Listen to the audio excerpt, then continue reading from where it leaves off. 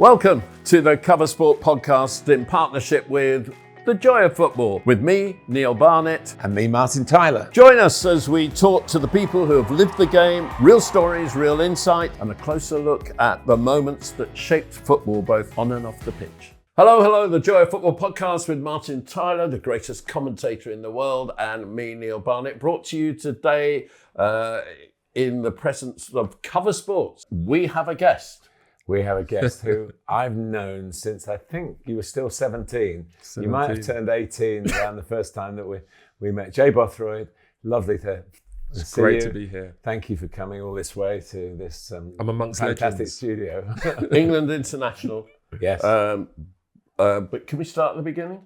I want to start at the beginning because I knew you very young. Yeah. This might have happened before, might have been happening when we met and everything, but the first question we tend to ask our guests, because it's called The Joy of Football, when did you know that football was in your soul and that it was a pathway to a profession as well, but just the love of it?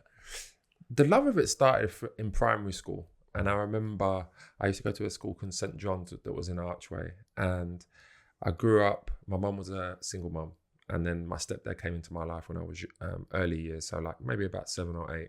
And I remember he loved football, but his first love was boxing. So I used to do both because I used to get in trouble, as you do in the area. And so he started taking me to the boxing gym, but I hated the training because it was a lot of it's by yourself as a boxer. So I wanted to play like a team sport. And I said to him, I'm really good at football. And he was like, yeah, nah, blah, blah, blah. And I kept badgering him. And then one weekend, he took me to Market Road for a trial with Westwood Boys. And in that trial, I scored 4 and I got into the team. And I said to him, I told you, I'm going to be a footballer when I'm older. And that's when like the fire in my belly was just there. And then as I got older, that fire just started to grow. And then people started to talk because we didn't have social media. So if you heard of a good player, it's like word of mouth, or you played against a school or a district or a county. But my first like real love for football came at Market Road when I was trialling for Westwood Boys. But you knew then that was going to be a career, or if you could, it would be a career. It was that passionate. It wasn't just enjoying having a kickabout with your mates. No, not. I used to get in trouble at school because of it, because the teachers would say, but what if you're not a footballer? I was like, I'm going to be a footballer. But what if you're not? I'm going to be. But what if you're not though? I'm going to be a footballer. And we used to get into arguments because I was just like hell bent on just saying, I want to be there was no other choice. Like for me, like my mum and dad done everything they could to give me what I wanted to and give me the platform. But we didn't come from, middle class backgrounds. It was, I had to wear like one pair of trainers and one pair of football boots all season. But yeah, my whole thing was I wanted to just really play in the Premier League. And, people like Ian Wright, when I was coming up, he was Andy Cole again. Like, it's funny now because when I'm around him, especially Andy Cole, and I made my debut against Andy Cole when he was at Man United, obviously. But I say to him, like, coming up, like, you were like a hero of mine. Like, and now, I mean, he's 50. Obviously, I'm 43, but to have that conversation with him and now to be friends with him, it's like, it's just such a long way away to where it was now. But yeah, I did know in my mind, there was something that was always in my mind, like I hated losing. Like if I lost a match in the playground at school, that would bother me. That would ruin my day. I'd go home and my mum would be like, what's wrong? Oh, like, we lost it. But it's just a kick around. I said, it's not though. Like when you play Wembley with your mates or squash against the wall, like I just always wanted to win. And then when I wasn't playing football, I was in the garden, which was really small. My dad used to bribe me and say to me, if you can do 10 kick-ups, I'll give you £1. If you do 20 kick-ups, I'll give you £2. You should have been a football scout. Exactly. So like he used to bribe me with those things. So I got really good at that really soon. Like now I'm coaching as well, my son's little under-9s team, which is called Top Ballers. And I say to them, like, when I was your age at 9 years old, I was doing like 50 kick-ups, 50, 100 kick-ups because I was just practicing all the time. So from a young age, I did know that I wanted more and I wanted to be the best I could be. I want to take you to a specific point in time. If you're as old as he is, and even as old as I am, then I would argue, I've argued this before, that after Alf Ramsey introduced the wingless wonders that won the World Cup, there wasn't anyone that really changed football on the pitch in England. It perfected it and improved it, but there wasn't really anyone who changed it until Arsene Wenger joined Arsenal and brought in obviously the different darts and everything else, but the playing of much more football. So in 2000, you led the Arsenal line that got to the final of the FA Youth Cup. In the time that you won the FA Youth Cup. Won the final of the FA Youth Cup. Yeah. In the time that you were rising through the ranks of Arsenal's academy, did your whole outlook of football have to change with Arsene Wenger becoming the manager of the club? Yeah, for sure. Especially when we went into the new training ground. Because I don't know if you know, so like Watford's training ground now, that was Arsenal's. It's next door. It's next door. Like we used to, before the pitches were ready in the new training ground, we used to like get changed in the new training ground, climb over the fence and go and train at Watford, which is London Colney. So we used to go and get trained there. But when Wenger came in, everything changed. And I mean, you'll know this. We had a coach called Don Givens, right? And he was a striker and a very good one. Successful, but again, he was trying to make me into this target man, and for me it was more like, this doesn't really suit my game. But at the time you just have to get on with it because you're like, I want to play, you know. But it never really suited me. So like, and again, this is where I grew up. It was almost like I wanted to impress my friends in the cages, in the park, more than I wanted to impressed Don Givens, because I enjoyed that more. Getting on the ball, step overs, beating players, having shots, doing everything. Whereas when I played for Arsenal as a kid, before Arsene Wenger, it was like, get a hold of the ball, get it wide, get in the box. And I was like, it didn't excite me no more. So when Wenger came in, it was like a whole new lease on life for me. Everything was 1-2 touch. Games were below head height. You could not pass the ball below waist height. That's training games. Training games, everything, like touches, warm-ups with a ball. You know, it was no longer just like running around the pitch and stretching in corners and then sprints, and everything was with a ball. You know, but the culture of the club changed dramatically as well. So when we went into the new training facility, we went into the canteen. I'll never forget it because it was just like really shocking to me. I mean, my mum didn't like to cook anyway, so my diet at home was terrible. But when I liked it still because it was like jacket potato, cheese and beans. That was like a free mat. It was amazing, right? And then we went there, and I remember we went into the canteen for the first day, and we went up to collect the food. And it was like plain spaghetti and new potatoes, just plain new potatoes. Plain, like just Greek yogurt. And we was kind of like looking around like, where's the sauce? Where's the tomato ketchup? You know, whatever it may be. It's like, no, there's no sauce, there's no sugar. Everything is just clean eating. I was like, what? And at the time, remember, I was like 16. So like, I can't eat this. So like, we used to get in the car and go to the McDonald's on the London Colney roundabout just to go and eat lunch every day, because it was like, I can't eat this. And that was a culture shock, the first real culture shock that Arsene Wenger gave me. But for me personally, I love Arsene because he's the one that brought real joy to me in the football on the pitch. Because as much as I was good at doing that, because I always had a good touch, and I was fast and I could get in the box and head just because of my stature, I wasn't enjoying football on a day-to-day basis, because you were just saying to me, go and be a target man. You know, am I happy to have like 10 touches in a game, 15 touches in a game? No. I need to be touching the ball 30, 40 times. You didn't target 30 goals a season or anything like that with the striker's mentality. No. And this is the thing, like when people look at me and say, okay, he's a striker. I didn't even used to look at myself as a striker. That's another thing. When Dennis Bergkamp came, it was a dream. Because now I'm looking at him and I'm saying, that's how I want to play football. I want to drift into wide areas. I want to drop deep. Getting a goal is as good as assist, and it always has been for me. Like, I was one of those players, even from a young age. If you said to me, okay, you can score 30 goals in a season, or you can get 15 goals and 15 assists, I'll take the 15 goals and 15 assists, because in my mind, that's more of a team player. just someone that scores 30 goals. As much as I admire it and the hardest thing to do is score goals, I'm a football purist.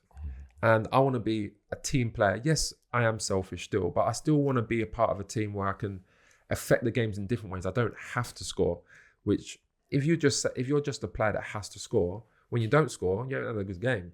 But if you're a player that wants to get involved and create and get assists and affect the game in different ways, you can be successful in different ways as well.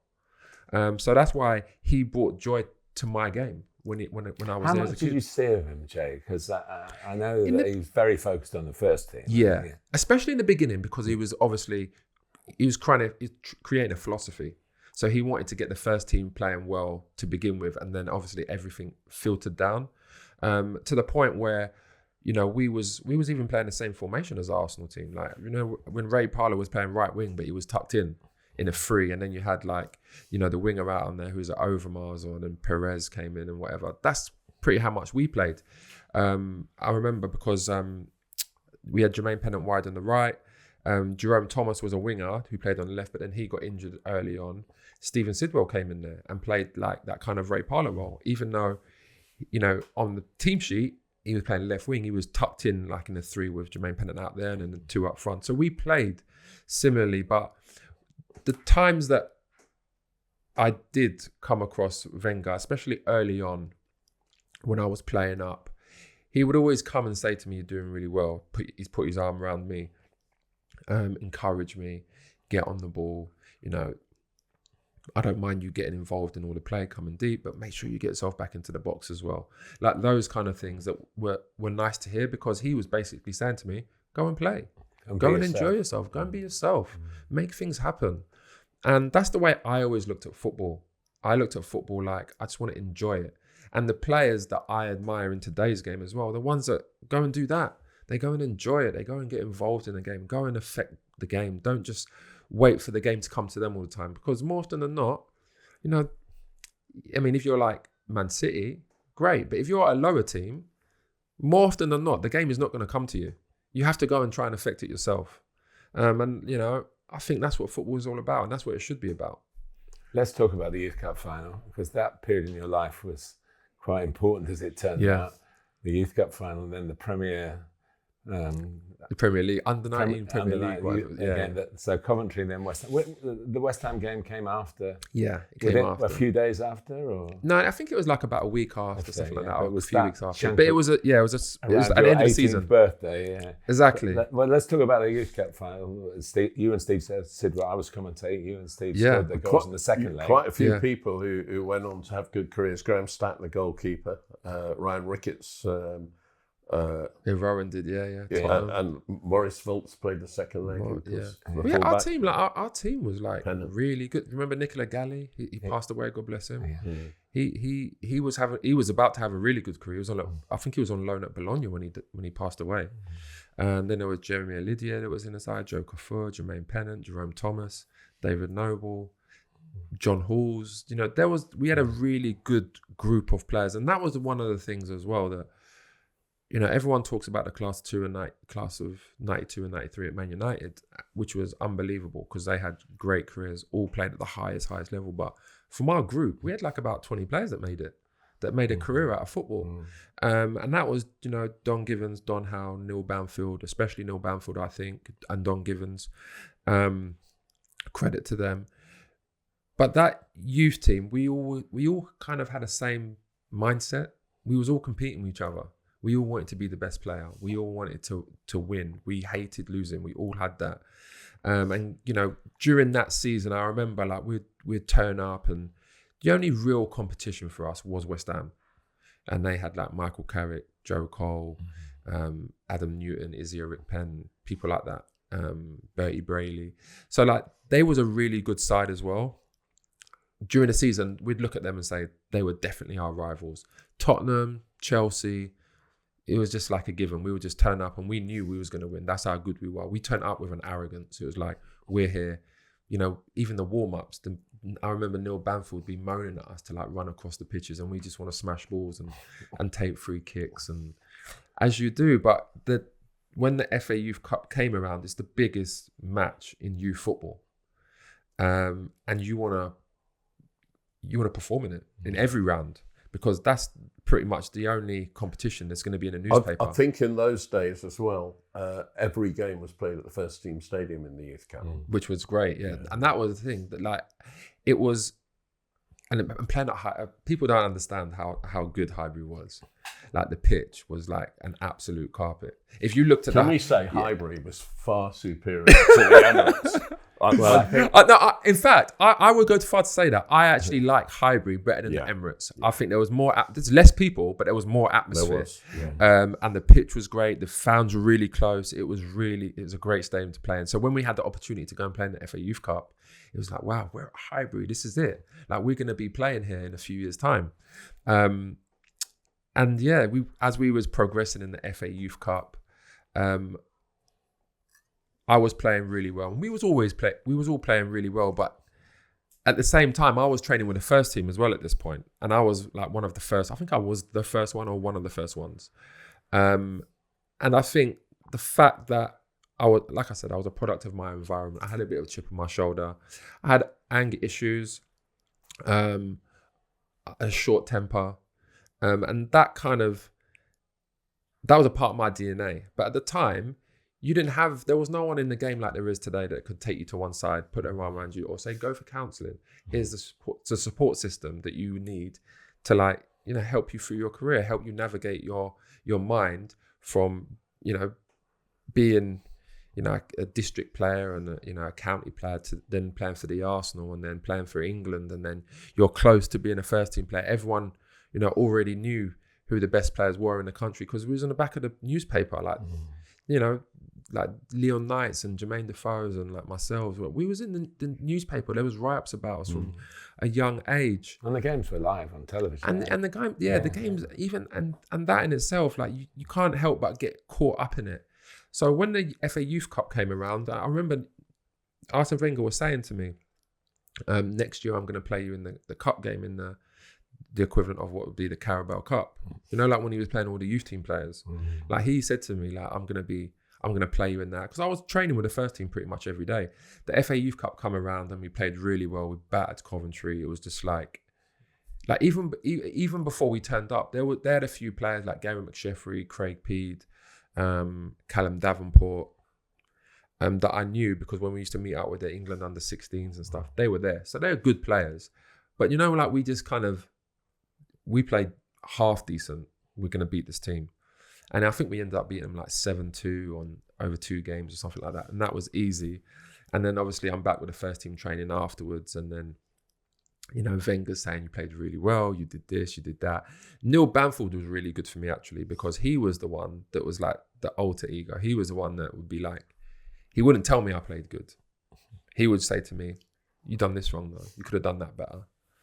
And that always drove me. So like Neil Banfield for me was great because he never gave me that credit that I wanted to hear.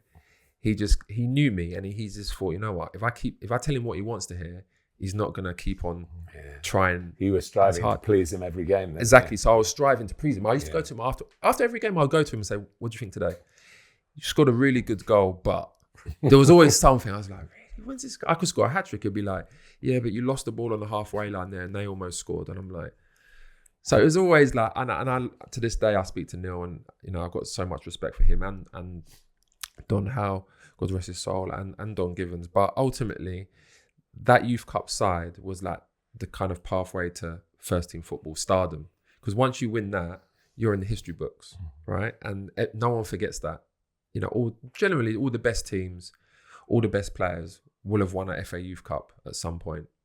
So we won that and then carried on playing with the first team, training with the first team, and the FA Youth Cup, the FA Premier League under-19 final came around. But obviously I am 17 or 18 and my birthday is in May, so I would have just turned 18. Yeah. So like I'm playing up anyway because there was under 17s and there's under 19s at the time. So like my age group, we're kind of playing up now as well. And I remember like the game and I felt like I was playing well. It was a tight game. And I was kind of a bit frustrated because it was so tight. And, you know, when you're playing against other teams and, you know, you're scoring like 1 or 2 and you're up and you're comfortable, to then be in a game where like there's a full stadium, you know, there was 35,000 people there, I think. I just remember looking around and it was like packed. And we was playing all right, but not our best. And I remember me and David Noble started arguing on the pitch over this free kick. And it was on the right-hand side of the pitch. And we laugh about it today because I always say, you're the reason why I got sold. Because we started arguing. And then all of a sudden, he's like, listen, you're not taking a free kick because look, you're getting dragged, mate. Like that. And I turned around and I see my number. And I was fuming. I booted the ball like, I don't even know where the ball, I booted the ball like, it felt like it went out the stadium. It probably didn't. And then I just started walking over to the obviously to get subbed. And I remember like I had loads of thoughts going through my mind. That's one thing I do remember. But then it was kind of like a blur. I don't really know why I took my top off and like just threw it. And I didn't intend to actually like throw it in Dong Hao's face.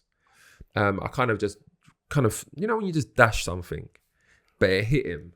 And then I just remember hearing like, ooh, like that in the stadium. But then I just went down the tunnel and I kind of like wasn't really bothered because I was just more angry that I got subbed. To be honest, because I was like one of the best players in the country. Like, why are you subbing me for? And then that was my kind of the last thing you ever did as an Arsenal player. Yeah.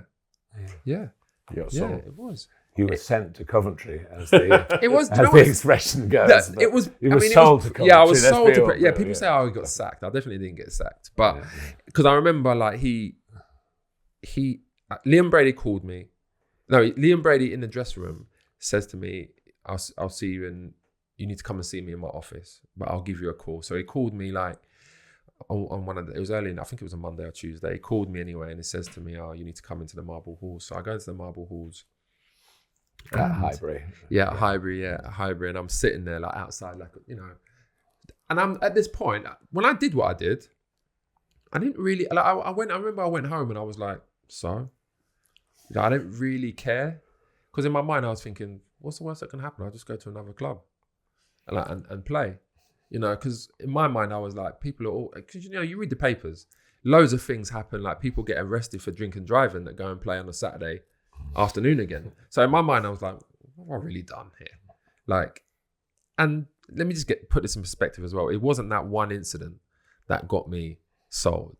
It was like an accumulation of incidents over the years. But that was my ego. That was my attitude not being right. And I always say to the people now, like, I'm glad that these youngsters have got a support system, because when you come from an area and you're around people that are not rubbing off on you in the right ways, it can affect you. So like, I'm really happy that there is a support system now for the youngsters because they need it. And I didn't have that. But anyway, he came to me and he said, basically, listen, we're going to put you on the transfer list. And I was like, at the time, I remember I was thinking, what is this transfer list you're talking about? Like, I didn't understand what a transfer list was. I just thought it was like you buy players, you sell players. I didn't know what the transfer list was because I was a young pro. And then I went home and I said to my dad, he's put me in a transfer list. What does that mean? And he's like, well, you can be, they're basically shopping you around. And I was like, oh, okay then. Is that it? And he's like, yeah. And I was like, okay, so it's not so bad then. So they're doing me a favour by helping me to move like that. So I looked at it like a positive almost with my dad when I was speaking to my dad, but my dad was absolutely fuming. He's an Arsenal fan. My mum's an Arsenal fan. All my family are Arsenal fans that live down the road. So they were fuming with me, but I just looked at it like, I'm going to play somewhere. Who's it going to be kind of thing. And then again, about a week after that, Gordon Strachan called my house and I remember because I came running downstairs to answer the phone, the home phone, didn't have mobile. And of course, Coventry at the time of Premier League. Premier League, yeah. Robbie Keane's there, Hadji, Chupo, these kind of players. So I'm aware of them, especially those players because they were scoring great goals, and especially Robbie Keane.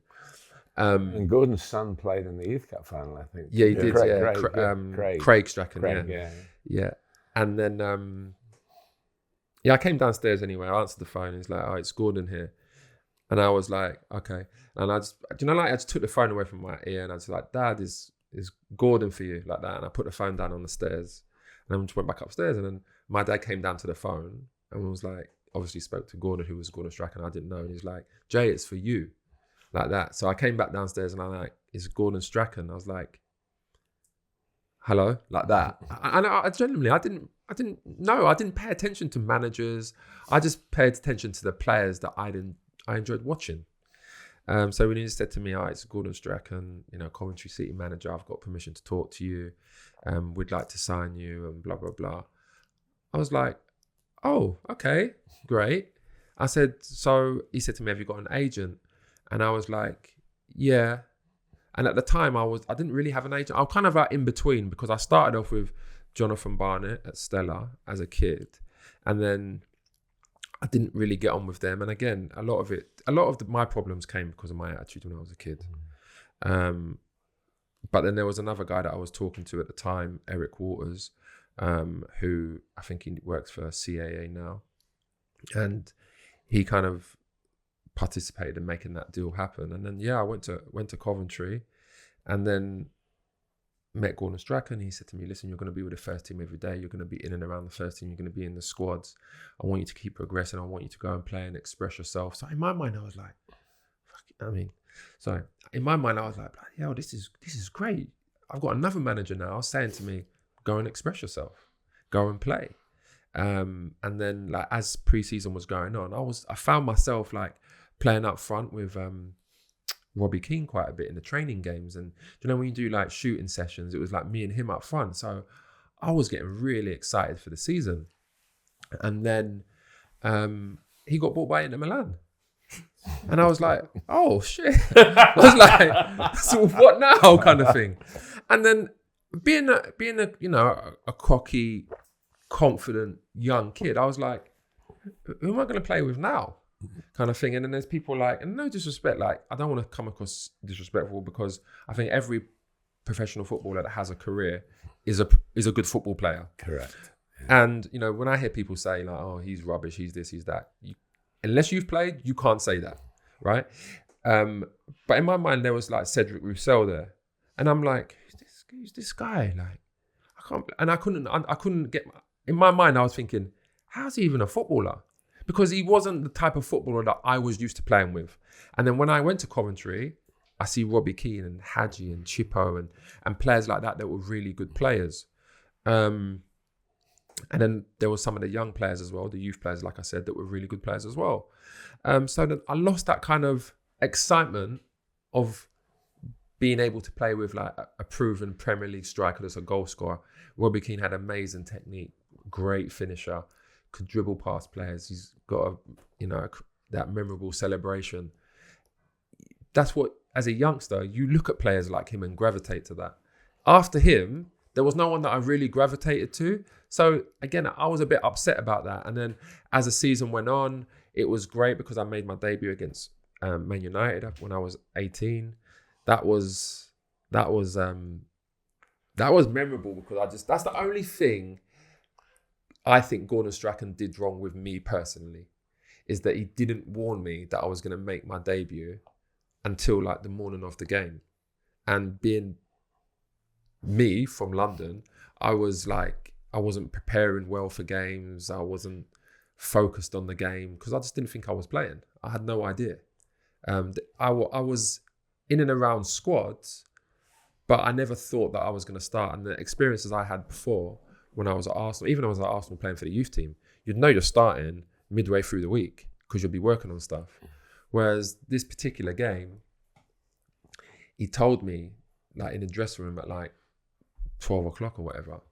And I remember I was sitting there and my hands just broke into sweat.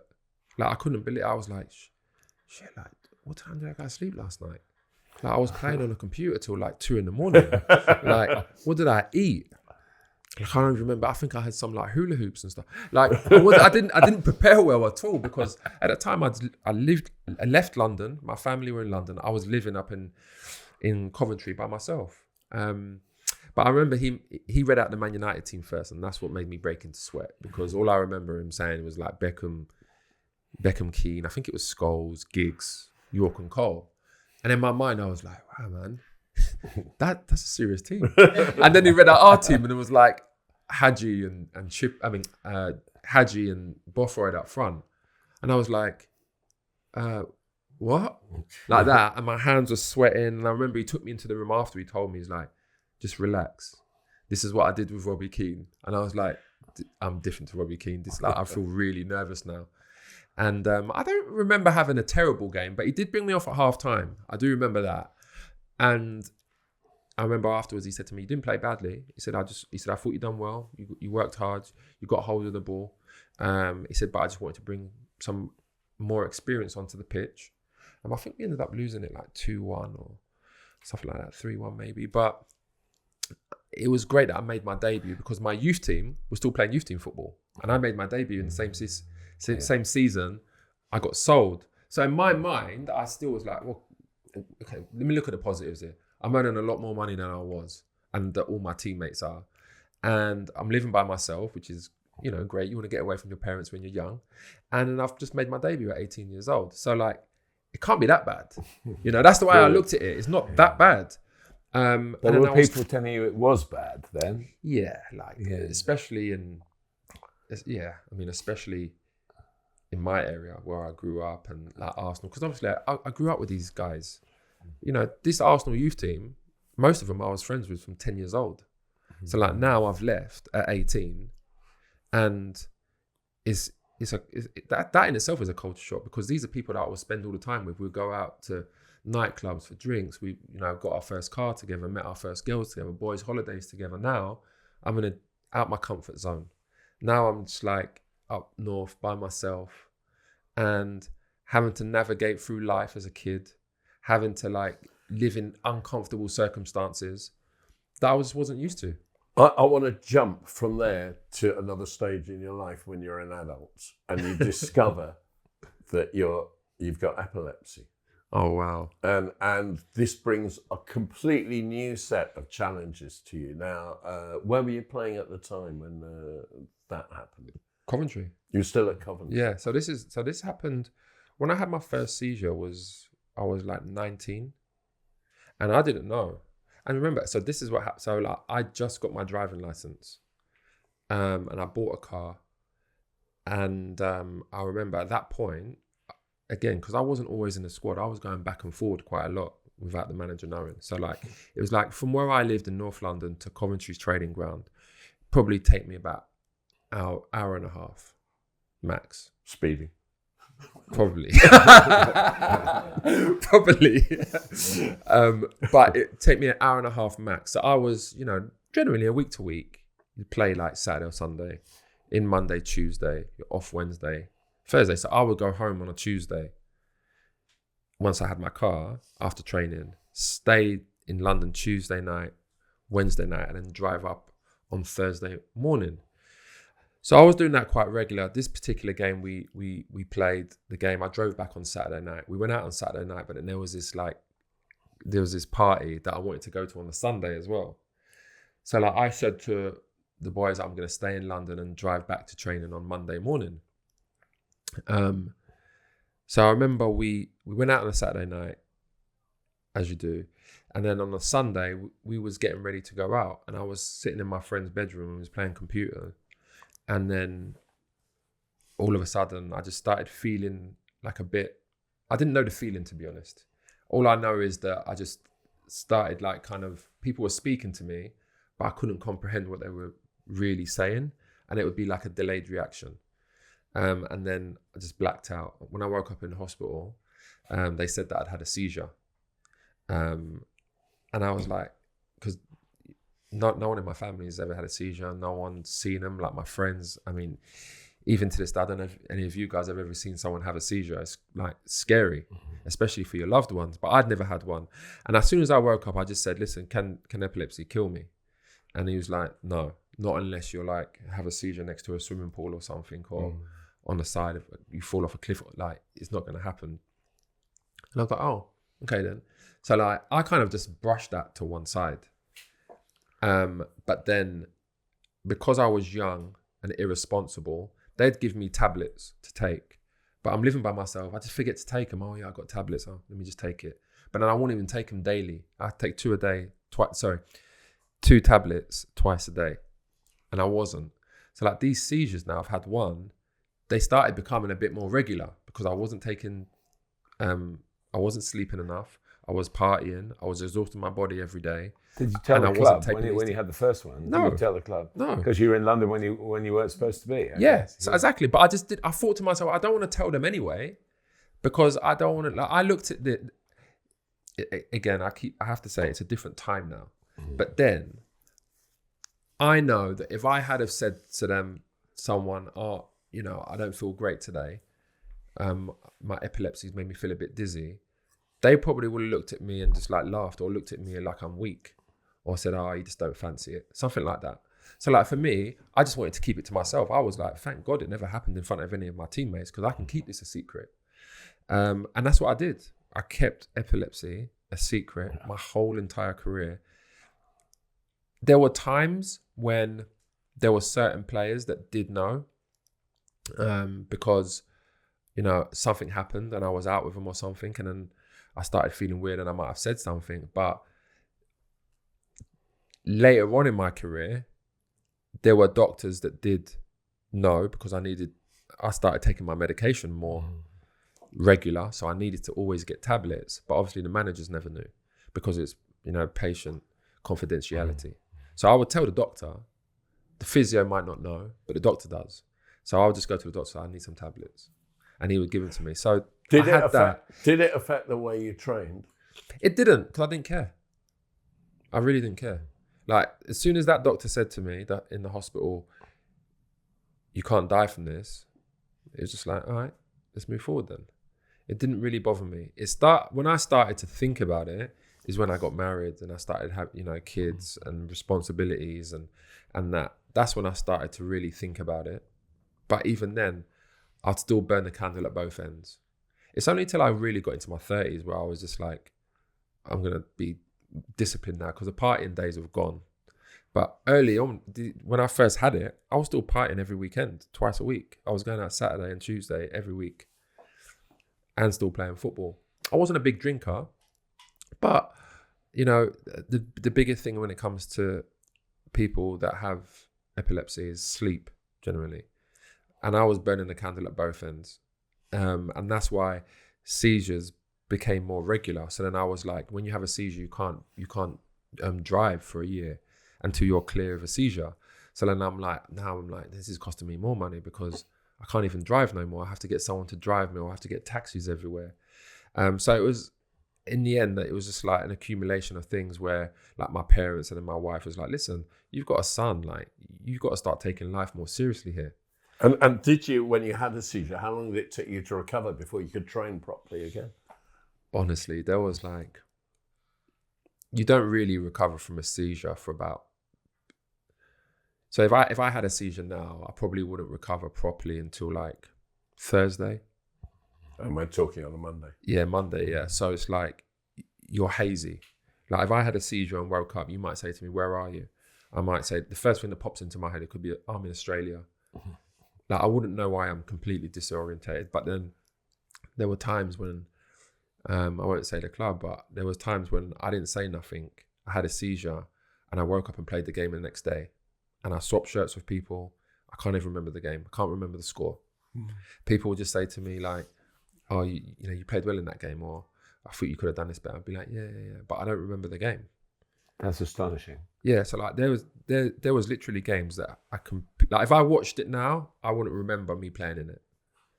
How was it around? And we haven't moved on to Cardiff and England, you know, but that was all current then. Yeah. This is all current, because I was just like, I just didn't want no one to know the condition I had, because I looked at it like, if I tell people, they might look at me as like being weak, and I didn't want to come across weak. I always wanted to look like, not bravado, but I didn't want no one to look at me like a charity case. Like, oh, you know, he's got epilepsy, you know. I didn't want that. And then some of the experienced players, you know, the experienced players did what they did today, it would be bullying. People would be getting, you know, sacked from football clubs, because the era I grew up in, you know, you muck around in a training game, you're going to get, you know, put up against the wall, you know, and you're going to have, there's fights all the time, you know, all these kind of things. I mean, there probably still is, but it's not how it used to be. But yeah, epilepsy I had it all throughout my career, and I hid it. And then there was a thing about contracts as well. Like, I wouldn't tell doctors and managers and physios until after I've signed my contract. So now I've got my contract, there's nothing you can do about it. So now I can tell you, I need tablets, I got epilepsy. But the reason why I didn't tell the club is because I was thinking, I need to get like, as a footballer, you want to get 2 or 3 year deal, 4 year deals. You want security. If I was to tell them, there's a good chance that they'll probably say, we'll give you a 1 year with an option. If you play such and such games, you get a second. No one wants that. So for me, again, that was another reason why I just didn't tell no one. And I didn't have a seizure on the pitch, like during any games or nothing like that. It's only right at the end of my career when I was like about 37. When I was in Japan, I had a seizure on the training field, and it was because of jet lag. We came back and I just couldn't sleep. And there's certain medications that interfere with sleeping tablets, and with epilepsy tablets, which is called lamotrigine.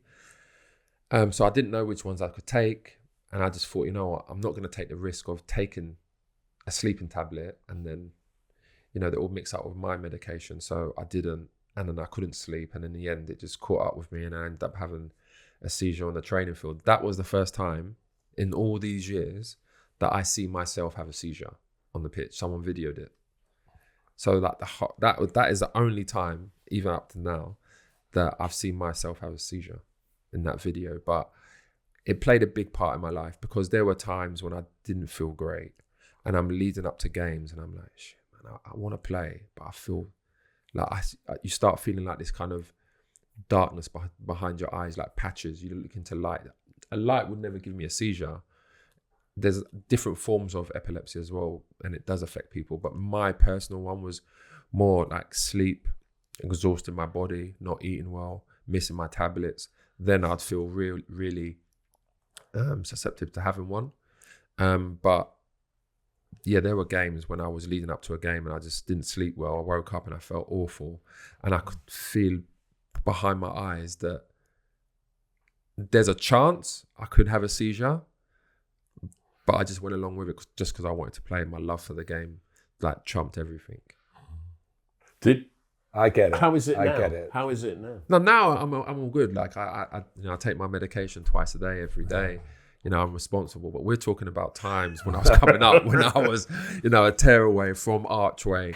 The world's at my feet. I'm earning a lot of money now. I'm partying. I've experienced life. I've got a car. I've got my independence.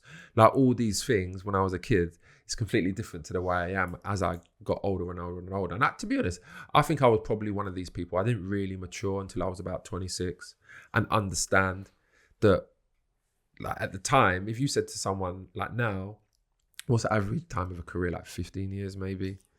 Like if you're lucky. Like I played for 23, so I was like really lucky, and I had epilepsy. But I didn't really start taking my career like really seriously until I got to Cardiff. Well, let's go on to Cardiff. Yeah. Because obviously it was a great time for the club and for you. Yeah. And Dave Jones, who's still about now and probably should be in football management. And, no one, you get to a certain age, I guess, in that kind of profession where people won't take a chance on you. But I had great dealings with him, a commentator to manager. He was a terrific person to deal with. When Cardiff got to the cup final, he invited me to the team hotel the day before the game and gave me stuff, trusting me that you never forget things like that. Yeah, of course. And so how did it happen for you, and becoming the first and probably still the only England international to play while you're playing for Cardiff City? It was funny because, like, obviously, I mean, you've definitely heard that, and I'm not going to speak about it again. But like, I had a really tough time at Wolves, but that tough time actually made me strong mentally because I was training by myself. But I remember Gary Breen said to me, "You're never going to play for Wolves again. You have to train hard and get your mind right for your next club." So that's what I used to do. So I used to go there purely with the mindset, I'm training here at Wolves, but all this training is for my next club. And I remember I was on the way to training at Wolves, and it was a bit like the Gordon Strachan situation again. Because sometimes I love football and I've got good knowledge for football, but when my head's just away with the fairies, I'm in the car listening to music, you just kind of forget. So like, anyway, a number calls me. I don't really like answering private numbers because normally it's just like someone trying to sell you a mobile phone plan or someone that's calling you that doesn't want you to have their number. So I'm like, I'm not going to answer them. So anyway, this particular day, I answered it. And it's like Dave Jones. And I'm like, okay. Like that. And then it went silent. Because I'm waiting for him to speak. I'm thinking, who's Dave Jones? Like, that's like a really common name, you know, Dave Jones. I'm like, all right, how are you? And then he's like, it's Dave Jones of Cardiff City Football Club. I was like, oh, Dave, why didn't you say so? He said, I did. I was like, no, I mean, why didn't you say that last bit? And then we started laughing and he's like, listen, I've got permission to speak to you. Why don't you turn the car around and come down to Cardiff? And like straight away in my mind, I thought, okay, who plays for Cardiff? I was thinking like Michael Chopper was there. He had a good season before he went to Sunderland. Steve McPhail, Gavin Ray, Roger Johnson was there. They had like some good players there. And then I got there and I forgot his name. Terry Burton was there. And obviously he was at Arsenal. Yeah. So in my mind I was thinking, great coach, Terry. Great coach. I said, this is a blessing. Like again, like things like this seem to happen. And he was like, as much as I see the way Cardiff played football because I played against them, and it's always tough to go and play at Ninian Park, and there were some really good players technically there that I enjoyed watching as well. The fact that he was there made me like, tell. Like, I was like, oh my God, like this could be good now, really good. And then again, I sat down with Terry Burton, Dave Jones, Wilco, and Alan Armstrong, and all his coaching team pretty much. And he was saying, listen, you're wasting your career. Like he just sat me down and broke me down straight away. Who was that? Dave Jones, yeah. He said, listen, you're wasting your career. He said, like you've got so much ability, but you're wasting your career. You shouldn't be here in the Championship. You should be at the highest level. I want you to go and play. I'm going to give you the platform.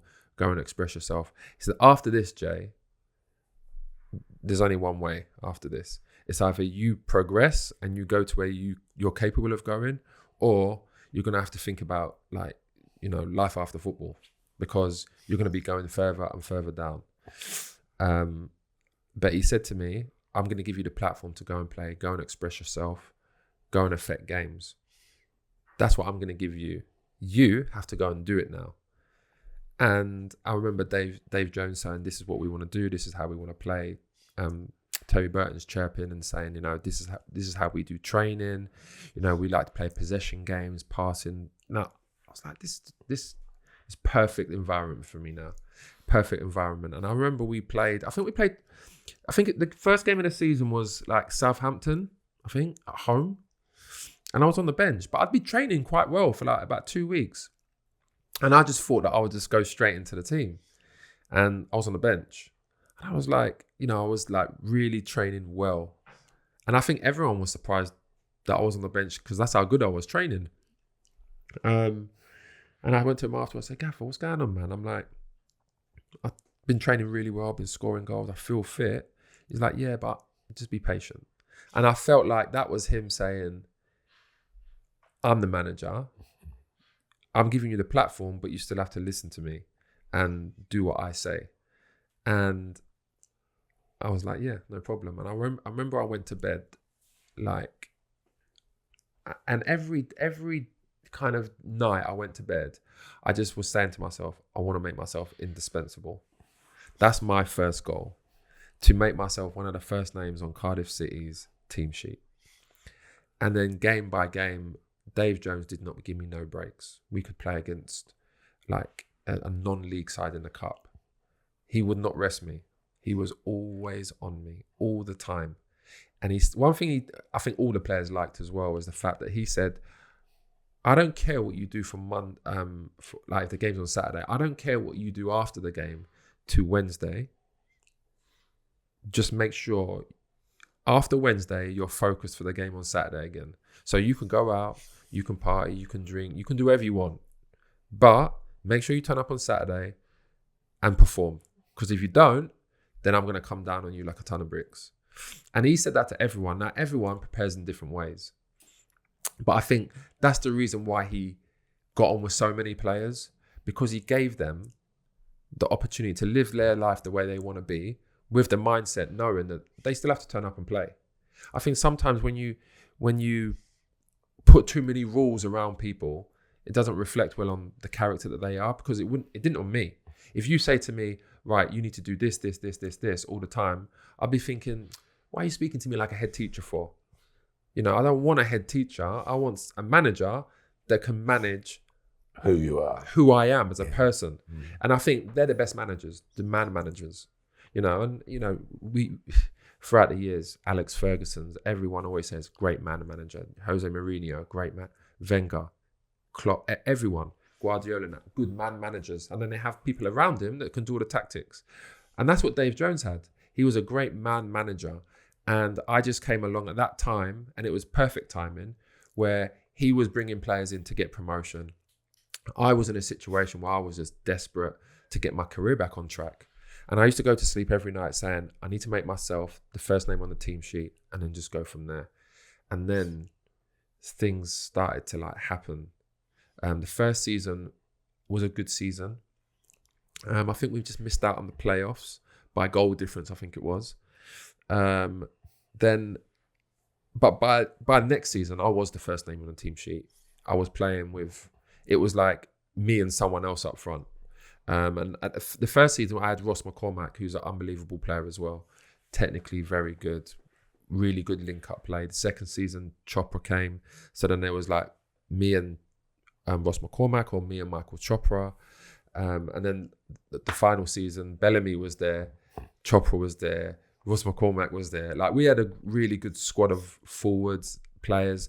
It was a good club on and off the field as well, because we used to do a lot of things. We used to meet up and go and have dinner with wives and girlfriends. So we was close as a group. Good city as well, Cardiff. Great city. I say to everyone, if you're winning football matches in Cardiff, it's the best city to go and live in.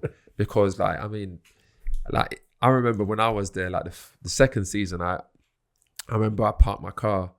I don't even know if I should say this, actually. I might get someone in trouble, but I remember I parked my car, we went out, and obviously I don't drink, but that particular night I drove my car out, and I had a few drinks, and then I didn't drive my car home, so I just left my car there. And I got there, and I didn't go there till after training. So there was the ticket on there from the night before, because it was on a double yellow or something. And then the next day, I got another ticket. So I had 2 tickets on my car in the space of 24 hours. Anyway, I took the tickets off, went to the police station, and to pay the tickets or whatever it was. And then they said, don't worry about it. Don't worry about it. It's and at the time, I had a private number plate on my car, which basically it's kind of spelled out my name. And so from that point, I would just park my car anywhere. I was just like, let me park it here. I'll leave it in the bus stop. I'll just park on the pavement. And nothing ever used to happen, because it was in Cardiff, it's there's rugby, there's football, but it's a really close community, especially when you're doing well. Everyone's really, pats you on the back. Everyone really gets behind you. There were some tough times, especially in the final season. But going to Cardiff was the best decision I could have made at that period in time, because everything was there for me. They had a new training ground, and then we moved into the new stadium after we played 1 year at Ninian, then we moved into the new stadium. So it was just everything just seemed to happen and just kind of fall into place, it was just including great for me. England. So give us your version of the events. I have to tell you what, do you know what the thing is? It's so, I wish I could describe it word for word, as it was happening, but it did feel like a real blur to me. I just remember we played a game, played at home, and I remember, after you score a few goals, I started off the season really well. I can't remember, don't quote me, but I was pretty much the same amount of goals to games. So I was starting off the season really well. And, there was obviously talk in the newspapers, as there is, Sky Sports. everything. And I remember Dave Jones done an interview, and this must have been around like October or somewhere like that. And he said something along the lines of, he's got the ability to, play for England one day. And then on the back of the Welsh newspaper, there was like a picture of me wearing like the St. George's, with the St. George's flag, wearing all the gear, like a night gear. And after that, I was playing well. I just, I didn't really listen to the papers too much because I've always been one of these people. I've got thick skin. I don't really listen to what people's got to say. I like if you're giving me compliments, but like when someone's giving me jip or stick or whatever, it just goes over my head. I'm not really interested. So I just carried on playing well. And then Dave Jones came down before one game and he went to me, Jay, Franco Maldini's in the stand upstairs. He's watching the game today. I was like, oh, who's that? And he was like, it's Fabio Capello's number 2. I was like, oh, nice. So I said, Gaffer, just go away, man. I'm trying to prepare. And he was like, no, seriously. I was like, fuck off, mate. Like, and like we had that relationship. Like, even though he's my manager, like we used to go and I used to have breakfast in the morning, we'd banter each other, and that's why we got on so well. And I think that's why I'd run through a brick wall for him. To be honest, that's why I went on loan to Sheffield Wednesday later on. It wasn't because of Sheffield Wednesday, it was because of him. I probably shouldn't have gone there. I could have gone to like other teams. But anyway, that's another story. But basically, he said to me, yeah, Franco Maldini's upstairs. So in my mind, I was like, okay, now the pressure's on for me. Because if he's coming to watch me, that means there is a chance that I might get in this preliminary squad. Dave Jones comes and shows me the sheet, and it had like the scouts at the game, and then it had his name there. So he proved it to me as well. So now, like, I remember going out, and I remember thinking, I was on form, but I remember thinking, I have to perform now if I'm going to have any chance. And then, I carried on scoring goals. Things just started to come. When you're in form, things just start to come easy. Like, you get tap-ins that you wouldn't normally get. Like, and the stories in the newspaper started to gather pace. Franco Maldini's coming to more games. And I'm like, wow, I've got a real chance here to get into this squad. And I remember it got to the point where it was the final weekend. So like the preliminary squad's announced, and then they choose the players from there to go and meet up with the England team. And I think it was Scunthorpe was the last game we played before the squad got announced. And I think we won like 4-2. I scored, and I think I got an assist or something like that. But I remember going into that game, and I remember thinking, I have to score in this game. I have to do something in this one game that would give me the best chance possible to go to that. And it was the same weekend that Audley Harrison was fighting David Hayes. So the plan was that we were going to go up there, win the game, and then go out to watch the fight afterwards. And if all goes well, hopefully I'm in the England squad. So like the first part went well. I scored. We won the game. Then we was at the fight. I'm at the fight, and I'm like thinking to myself, it's like 9:30. Like, I haven't got no messages yet. But the squad hadn't come out, and it was taking ages. So like in my mind, I was thinking, oh, I must not be in the squad.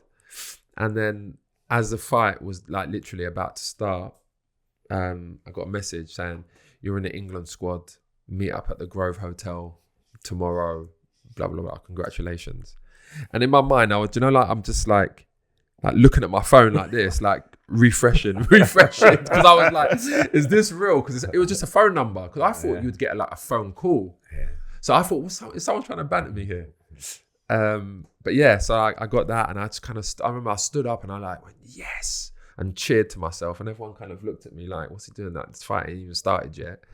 And then I told all my teammates, and like it was a great moment for me personally, but I have to give so much credit for my teammates, because, and it sounds cliche, when you hear people say, oh, it was because of my teammates I'm doing this. But for me, it actually really was, because we was really close. Like Mark Kennedy, I was really close to, and I remember he used to like challenge me before every game and say to me like, listen, like, you're a top player, but you have to go and show it every game. It's no good just showing, once here and then once again in 2 weeks. So he was that experienced player that's played with, some top players at City and Liverpool, and that I would always kind of go to as well, because he would just keep it real. And again, as much as I had the manager, I had someone like him that's an experienced player. Craig Bellamy was there as well, experienced player that's played with some of the best players in Premier League history. And he was great for me as well, because, and I told him this recently, just like last, was it the beginning of the year or last year? I don't think he realised how good he was for me, because when he came to the club, the Craig Bellamy I knew when we was at Coventry together wasn't the Craig Bellamy that I met at the end of my career, well, middle of my career, end of his career at Cardiff, because he was so disciplined. His pre-game routine, his recovery days. He had his own own personal trainer that would come and do drills with him. And because he's in his he would have been in his early 30s, but he's had a lot of trouble with his knees. But because I see the way he was, it made me want to copy. So now I've got this is the thing about football. When you've got people that you admire and you respect, and they're with you in front of you every day, they rub off on you. And then you start to pick up their habits. And that's what happened with me with Craig Bellamy, because he was with me and I was playing up front with him all the time. We always had a really good relationship. We would banter each other. We would argue with each other. We would get pulled apart. But Craig Bellamy, I've got so much respect for, because he's one of these people, you either love or you hate him. But I loved him, and I think he was such a great player, and he was great for me along with Dave Jones. And then obviously, being in that England squad, to be honest, guys, it was just like, just to be there. I didn't even care about playing. I just wanted to get called into the squad. I did play, but in my mind, I was just thinking, just to get in the squad, this is a dream. And then I remember meeting up there. Steven Gerrard's the captain, spoke to me, introduced me to all the team. I remember I came downstairs with flip-flops on, because I had really bad, I had bursitis in my heel, and I was having injections to play every weekend. And even when I was training at Cardiff, I would cut a hole at the heel of my boot to stop the pressure. So then I was going to, as soon as I got to it with England, I said to Gary Lewin, listen, Gary, I need to have injections every single session to get me through training. Otherwise I can't train. And he was like, no problem. We can sort that out. So I was having painkilling injections to train every day. Gary Lewin, who would have been at Arsenal when you were playing. Exactly, yeah. Which is, again, things just seem to fall into place. But then, so Steven Gerrard introduced me to all the squad. In my mind, all I was thinking in my head was, I just want to be a part of this England team and not have them thinking, he's quite decent for a championship player. So in my mind, I just wanted them to say, bloody hell, he's a good player. He deserved to be here, rather than he's good for a championship player. And so when I went out there, and there was Rio Ferdinand's, again, Gerrard's, Milner was there in the squad. There was a lot of good players, Les Scott's, Mika Richards, all of these people there. In my mind, it was it was a test to see where I was at a player, because I haven't played against these, because I've been in the championship now for, for about 7 years. So I haven't played, unless it's a cup competition, I haven't played against the best players in the Premier League for years. So for me, that was the most important thing. Going to play in them little training matches where I'm close to these defenders to see how good I am now. Is this confident in my mind false, or is it real? Am I as good as what I think now?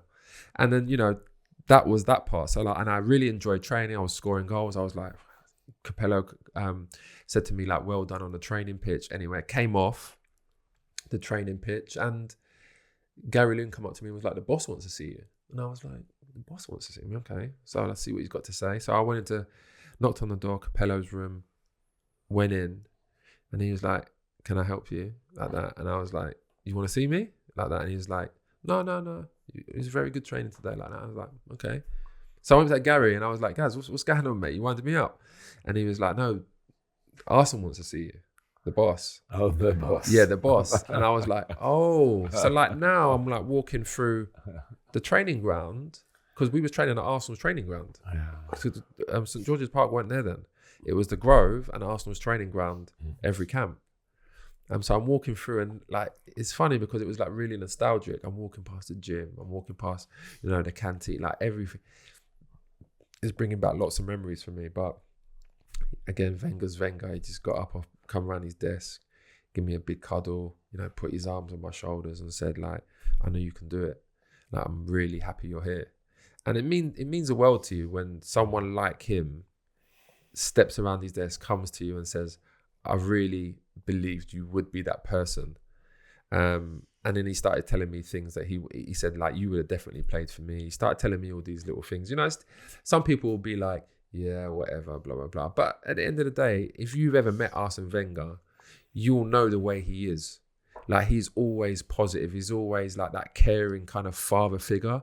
And I think that's why all the players loved playing for him, because he was that father figure you could turn to, and he would encourage you to go and he would kind of put that belief in you and make you feel good about yourself. So when I got called up, it was just like a real, different ends of the spectrum for when my career started. And one thing I definitely would say, and I said this the other day when I went to collect my legacy cap, was that, and for people watching, can we just see?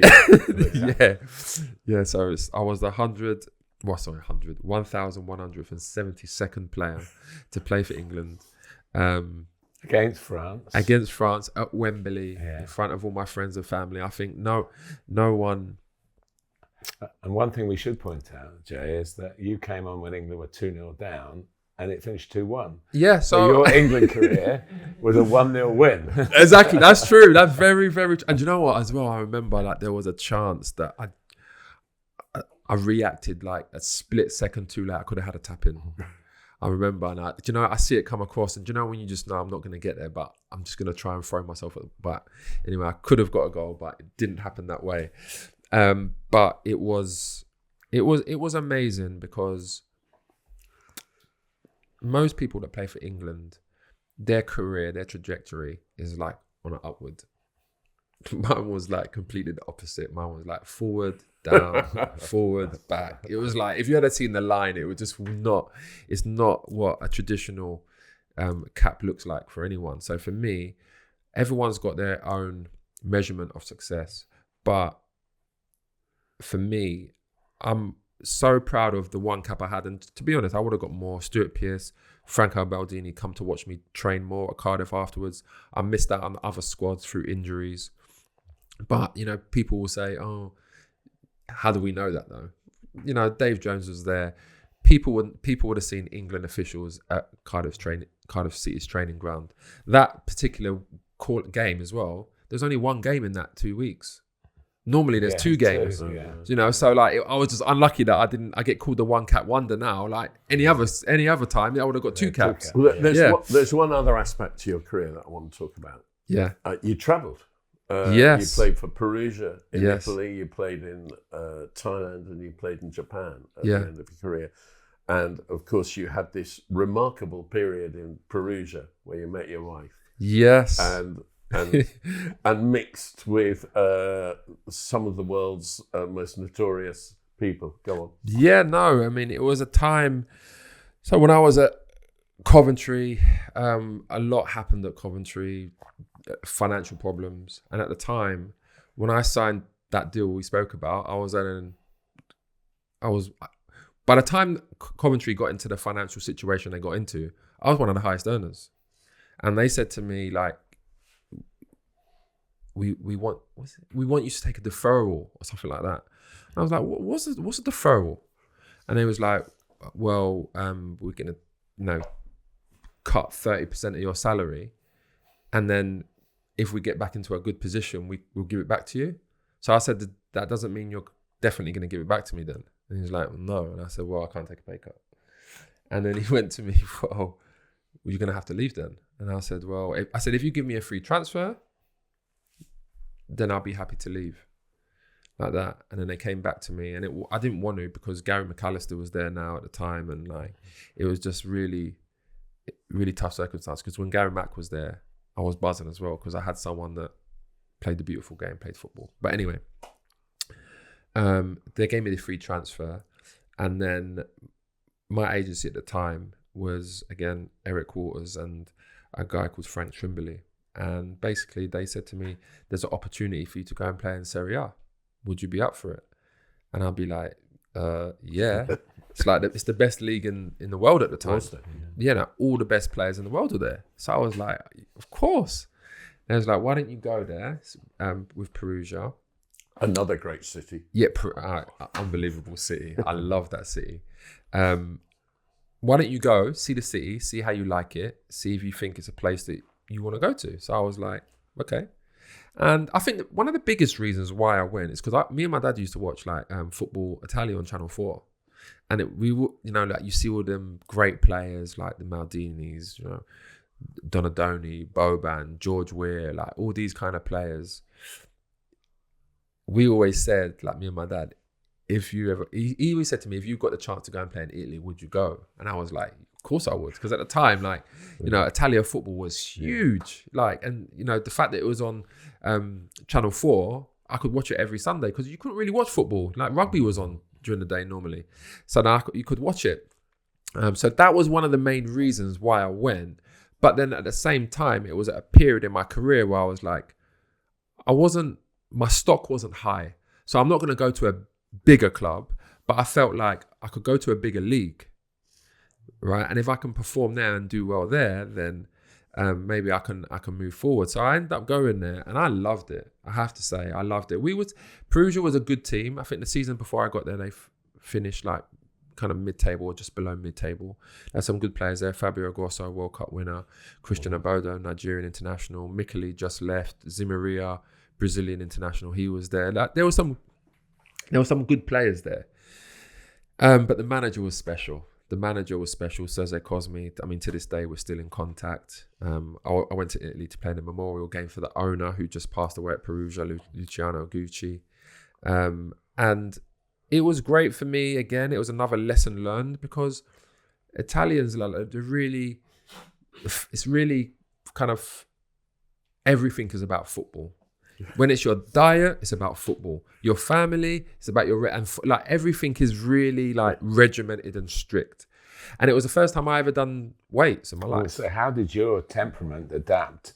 Someone who had Monday, Tuesday, Wednesday to enjoy at Cardiff, and now no days off. None of that in Italy at all. None. Like we had to be. So our games were on Sunday in Serie A, and we would have to be in training on Monday afternoon for a recovery.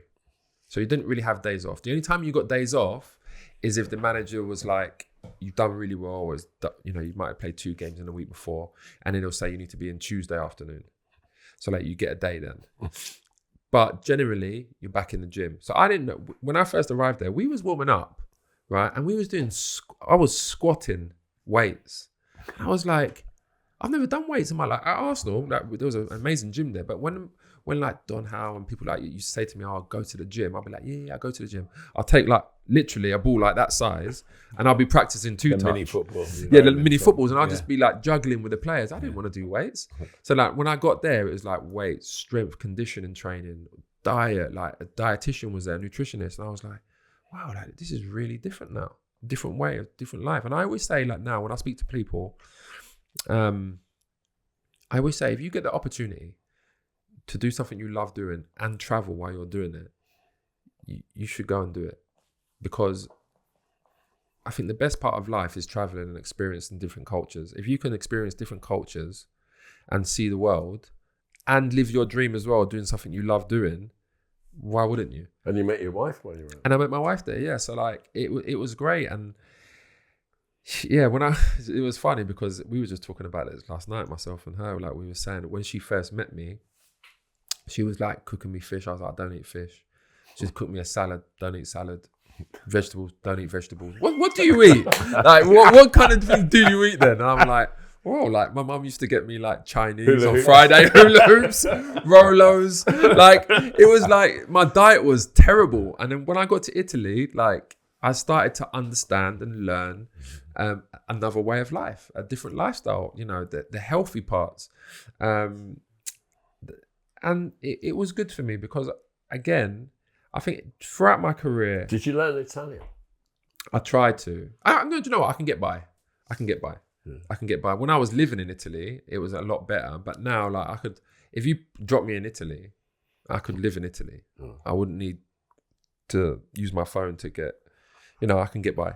But I think throughout my career, there's periods in every club I've been at, every moment where it was that, like, I'm testing myself. And, you know, we played against AC Milan, and that was one of the biggest tests where I actually see, like, greatness standing next to me, like every single player.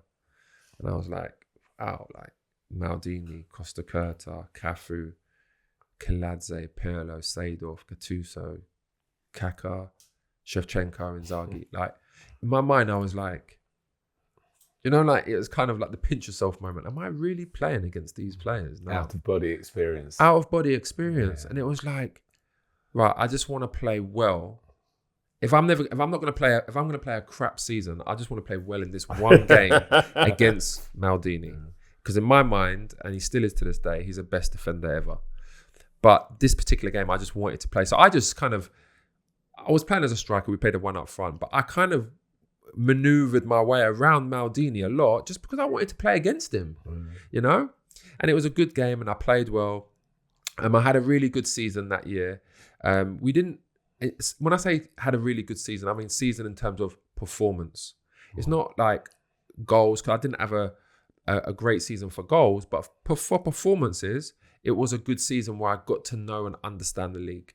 When I went there, Jose Cosme said, if you can score 10 goals in your first season in Serie A, it would be like scoring 20 goals in any other league. He said, because players will literally, they'll let you go past them without the ball, but if you've got the ball, they will drag you by your neck to stop you going past them. He said, in Italy, we live or die on defenses. And he said, that's why we've been successful as a nation. That's why, like, when we play against other countries, we'll score goals and we'll just shut up shop because we're organised, we're disciplined. And over there, that's when I really started to learn about tactics as well. Because when I was playing in England, as much as I played for some good managers, young managers like McAllister's, Strachan's, and all that, it was very much like go and express yourself, but I didn't have no defensive duties. When I got there, I had defensive duties. I had people that I had to, like, be around when, you know, like, for example, that particular game against AC Milan, when the back line have got a ball, you need to be around Pirlo. And I remember playing in that game, and it was such a hot day. I couldn't get near him. Every time the ball went close to him, he bopped it off.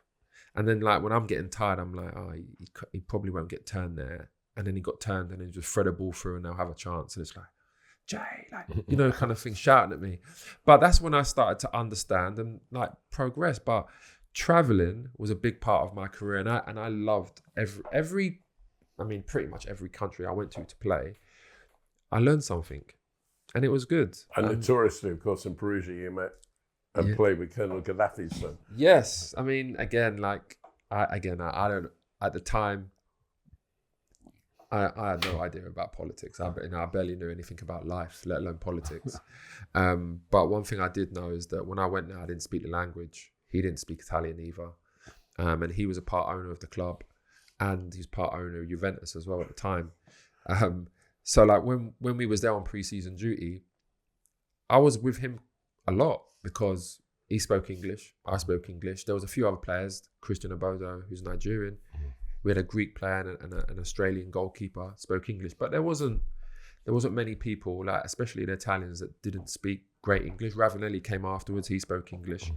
So I was with him a lot, and he was one of the main reasons why I met my wife, actually, because he said to me, like, he said to me, "Do you want to go shopping?" And I was like, "All right then." He's like, "I'll send my car for you." I was like, "Okay, cool," like, which is normal. Like, he send his car for, and at the time I didn't have a car in Italy. I'd just gone there, so he sent me his car, and, you know, we're driving, and it was like completely the opposite. That, you know, you've been to Perugia, yeah. So that you got to drive up this massive hill to get to the city where all the shops are. But we was going the other way. So I was like, where are we going? I poked my head around to the driver. I was like, where are we going? Anyway, didn't speak no English. Got there and we were at the airport and he's got a private jet to take me to go shopping in Milan. So I was like, oh, this is handy. do I need my passport? Like, no, you don't need that. So we got to Milan and then I think we stayed at like the Kempinski in Milan or the Westin, one of the two. And I remember we checked in, he rented out the top 2 floors of the hotel. There was like 10 people with us. The top 2 floors were his. He rented out every single room, security and all that kind of stuff. And then he says to me, like, we went shopping and he says to me, do you fancy going to my friend's birthday party? I was like, okay, like, why not? I thought, as long as we get back for training now, because I'm not paying a fine. And he's like, don't worry, we got the plane, it's waiting. So yeah, we went to the birthday party and that's where I met my wife. And then, the rest is history. So how good a player was he? No, he wasn't good. He wasn't good. But one thing I did admire, and I would say this, like, listen, he's a billionaire. Like, he wanted to come and he could sit and do whatever he wanted. He tried to become a football player. He tried to be a professional, and you got to admire him for that because not many people will do that. He came training every day. One thing he was pretty good at actually was free kicks. He was good at free kicks. He was left-footed as well. But yeah, he wasn't good enough to play at that level. And then you ended your career playing in Thailand and 2 different clubs in Japan. Yeah. Well, you know what? The Thailand one was a bit of a asterisk, really. I look at that and say, as much as the people are lovely and the league now is a lot better, but when I went there, it was money reasons, if I'm honest, because when I left QPR, it's the most money I ever earned. I didn't want to take a huge drop in wages. So there was other teams saying, oh yeah, we'll give you 1 year. And, and then there was other teams saying, we'll offer you such and such. But it was like, it would have changed my lifestyle drastically at that moment. It was a financial move to go to Thailand, to be honest.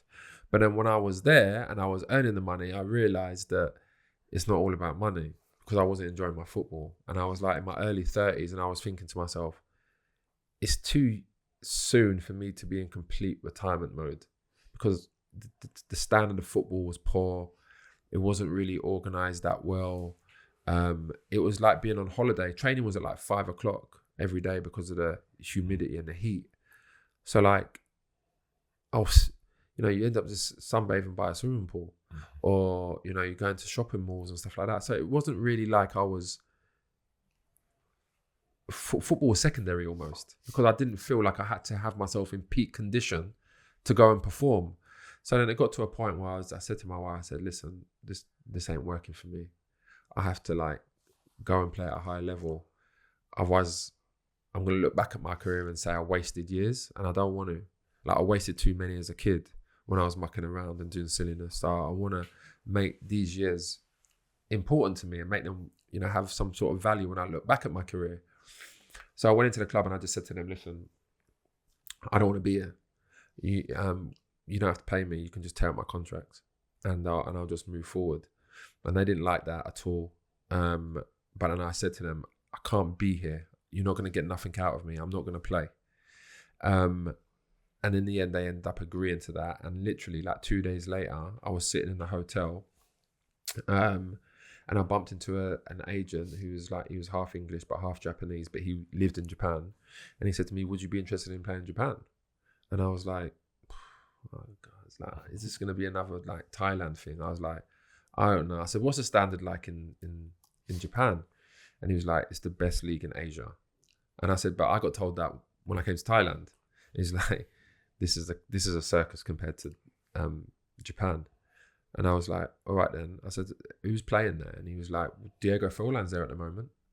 And he's playing at Cerezo. And I was like, okay, he's a good player. Played for Man United. I know he's good. I like him. Played at Villarreal. And I said to him at that moment, I said, listen, I'm going to come to Tokyo. Now, this is like, because in Japan, it's like the calendar season's a season. So it starts in February, ends in like December. So I said to him, I'm going to come to Japan or Tokyo next week, and I'm gonna come there with my wife, and we're gonna stay there for 10 days. And I need you to like take me to a few games so I can see that. I want to see the city. I want to see everything. So like we went there. A week later, me and my wife, we was there for 10 days. We didn't want to leave. It was like Tokyo was like the best city in the world as far as I'm concerned. It's unbelievable, safe, clean, good food, everything, everything. And then the standard of football was really good. And then, yeah, I spoke to the agent, and then he said to me, come back in January. So the pre-season generally starts. You have to be back for pre-season in the end of January. So I was going there like the end of December, beginning of January, just to like speak to some teams.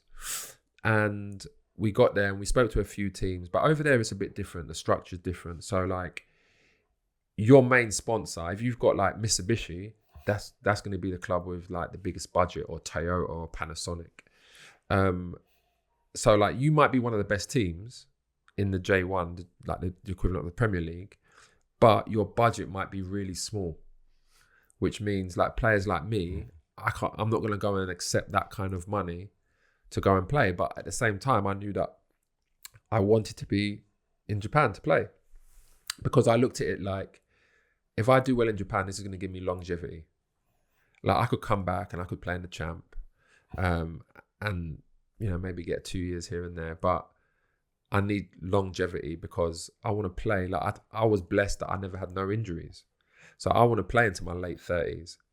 So anyway, we got to Japan, went there, and he said to me, right, we've got 3 meetings with these clubs. One of them though is in the championship, and I was like, which one is that? And he was like, it's a team called Jubilo Iwata, and I was like. And he's like, Dunga and Schillaci played for them. I was like, oh, I know them. I know them. And he said, yeah, but they're in the championship. That's the only thing. So anyway, we met these teams, and this team that was Jubilo, they were sponsored by Yamaha, who were one of the richest teams in Japan. It's a big company, obviously, you know them for motorbikes and pianos and all that kind of stuff. So they had a big budget. So in my mind, I was thinking, oh, shit. Ego kicks in. In my mind, I want to go to a club which is in the top league. What's more important at this stage? So I met the manager, and the manager said, listen, we need to get promotion this season. I'd love to sign you. And I was like, okay. But what's the deal going to be? So they spoke, and they agreed the money's thing, and I was really happy with the money because I got really like high bonuses as well. But biggest goal bonus I ever had was in Japan, right? And it suddenly became a striker then. Yeah, exactly. I'm on penalties. But no, so like I ended up signing for the team that was in the second division. Just because the manager, his name was Nanami, he actually played in Serie A as well. And he knew a little bit of English, which was helpful to me as well. But when you go to Japan, in saying that, they just give you a translator anyway. Any foreigner that plays in plays in Japan, they give you a translator. So they just say, listen, the language is too hard for you to learn. Just concentrate on your football. Here's your translator. So yeah, the first game I remember I made my debut, scored 2 goals. That season we got promoted. We finished second in the league. I scored 20 goals. So like we went straight up that first season. So it was really good that I experienced success early on. But was that team in Tokyo? Or it was just outside Tokyo. It was Shizuoka. Yeah, it's like by Mount Fuji, like by there. So it's like it was a great place to be in. Great fans, city. People say to me, why is it such a nice place though? It's just I can't actually tell you. You have to go there and experience it. Then you'll come back to me and say, I was there for the World Cup. Yeah. And I walked out and I said, I'll be back, and I haven't been back. But I really meant it. Yeah, exactly. When I went there for the whatever it was called, the Club World Cup, it was called that then, wasn't it? In 2012.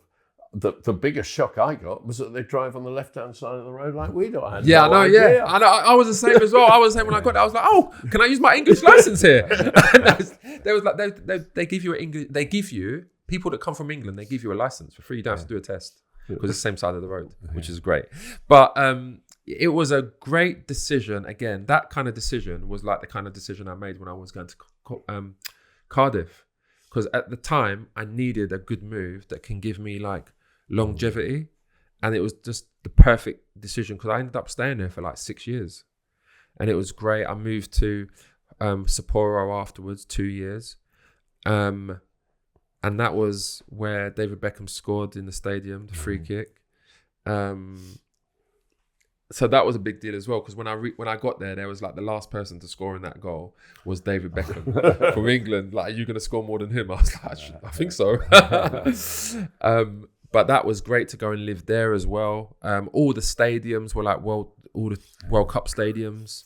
So it was a great place to go and apply my trade at that point in my career, because there's not a lot of pressure, but being a foreigner, because you're only allowed, I think at the time you started off with 3 and then you got to 5, but only 3 can be on the pitch at once.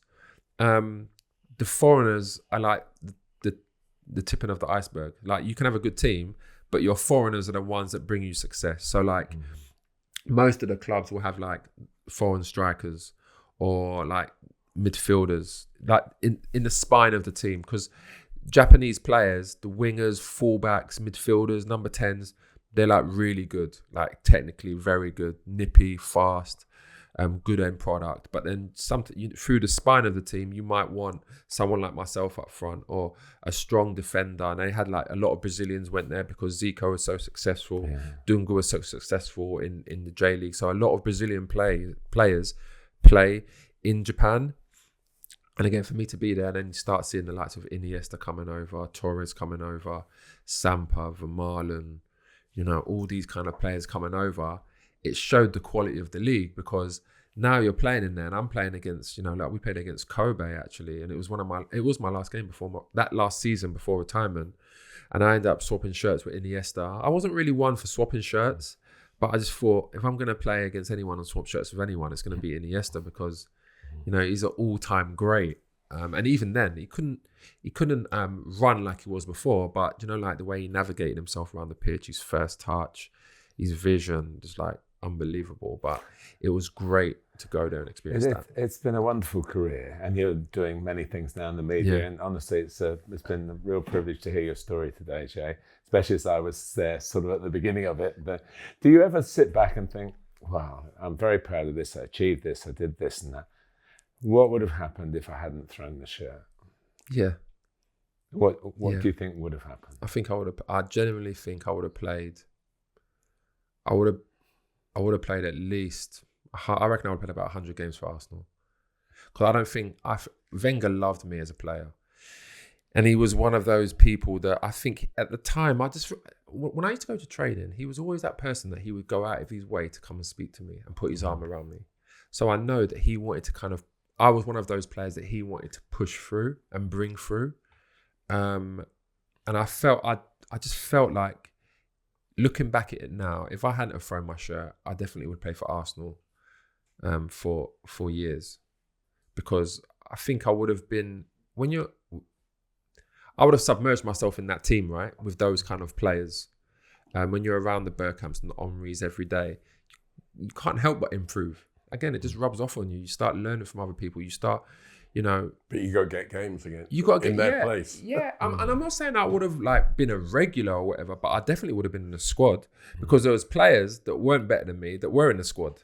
But regularly. Do you also think that your career has turned into a journey that, in the end, you wouldn't swap anything for? Oh yeah, I genuinely, I say I did it my way. I did it my way. It wasn't the best way. It wasn't the traditional way. It probably wasn't a very good way. I wouldn't tell any other player, go and do it this way, because 9 times out of 10 it's not going to work out. But in the end, I got to where I got to. When I was a kid, when I was arguing with my teacher saying I'm going to make it as a footballer, I ended up doing everything that I wanted to do. I played for it. I played in the Premier League. I played in the equivalent of Europa League.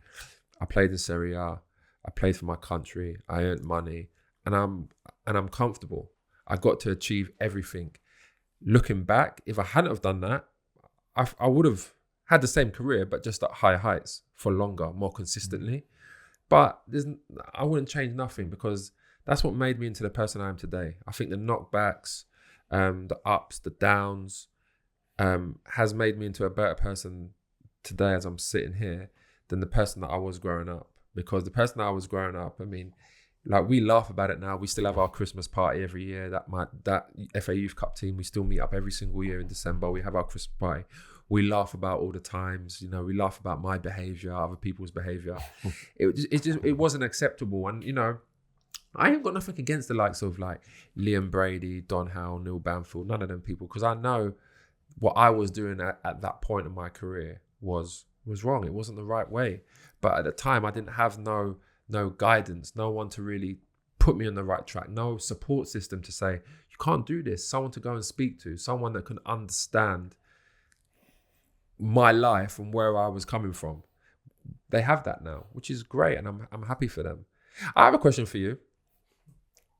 The Man City QPR game. Go on. I need to know obviously you're watching that game and there's lots of things being spoken about it now. I need to know what was going through your mind when you was commentating on that game. Well, starting at the beginning of the day, Manchester City was supposed to win easily, but I knew the history of the club and the supporters. It was very early into the money being in the club, so... Just to get it straight, you were in the QPR team. Yeah, so I was in the QPR team, and that season as well, we lost 3-2 at home to QPR. And I scored in that game. And I felt there was so much pressure on that game. So much pressure. But for some reason, we felt we could get at them. Well, I saw your manager the night before, and Mark at times has been quite a difficult manager for a commentator to deal with. Yeah. Good bloke who was playing. I saw a lot of him in Manchester, and I didn't expect to get much help, to be honest, on this game, massive game for QPR and you. And he said, no, we're going to have a right go. He told me this the night before. Have a right go. Cisse is going to be involved, and we're going to have a crack at it. Yeah. And I didn't really believe it, you know? But of course you did. And all I can say, that the other part which you were leaving as a backdrop as well, what was happening at Stoke, wasn't it, in the other game? Yeah. Against Bolton, was Bolton the team that eventually went down? Yeah, they went down, yeah. So that was also, plus the fact that Man United were winning the league as it seemed at Sunderland, and I was getting all that in my ear as well. So it was quite hard to sort of marry all those things together. But at the nub of it all, I mean, Joey got sent off, and that clearly tilted things. That actually helped us in a weird way. Well, weird way as in at the end of because I mean, Joey's Joey, and he's a tenacious midfielder. He's a ball-winning midfielder. He will live and die to win anything. He wants them 3 points. And I think that's why he had such a successful career. But when that actually happened, it was a negative that he got sent off because he was one of our best players. But then because of that, we got so much extra time. I think it was like 12 minutes extra time. But then in that 12 minutes, and I think Joey spoke about it recently actually, there was about 6 or 7 players that knew we were safe. Yes. And it was all the ones that was like, I was on the pitch. The defenders, they didn't have a clue. They were throwing their bodies into tackles. They didn't have a clue. It was people like me that was up the other end of the pitch, the attackers, that... But you don't want to lose a game, do you? No, of course. No, of course. But I'm saying the magnitude of it is when you have that relief of like, we're safe. Yeah. You can't help but like almost not, you like switch off. But it was almost as exciting for you as it was for Manchester City. What happened to them? Yeah. Because you were written off really. You're going to lose the game, weren't you? Yeah, it was a way to the team that were going to win. But in terms of what happened at the end, when it went 2-2, I was aware that this could happen. You know, football, I've been watching it all my life. Because you must have been looking at the game saying they're putting so much pressure on now. Yeah, he's still scoring. You said it earlier about scoring being the most difficult thing. He's still, that's got to do it, yeah. And even at 2-1, so we're into added time now, aren't we, at 2-1, and Dzeko scores. And you think, I wasn't sure that QPR was safe. They weren't telling me that. Yeah. They were just telling me that on the pitch at Sunderland, the Man United players were watching the monitors and everything. And the only other thing I can remember, Jay, is that and I've said this to Sergio, and we had one really long chat about it about 9 years later after the event, which was a privilege for me. And I said, I knew you'd score before you did, because when he took his touch, I'm up there, and you just know. Yeah. It just, and the ball hadn't hit the net then, but I suppose that what I said, which was all totally off the cuff and everything, I suppose I took a deep breath and that's what came out. You know, it's funny, 'cause I said to my wife today, I'm coming here to do a podcast with you, and she's like, who's that?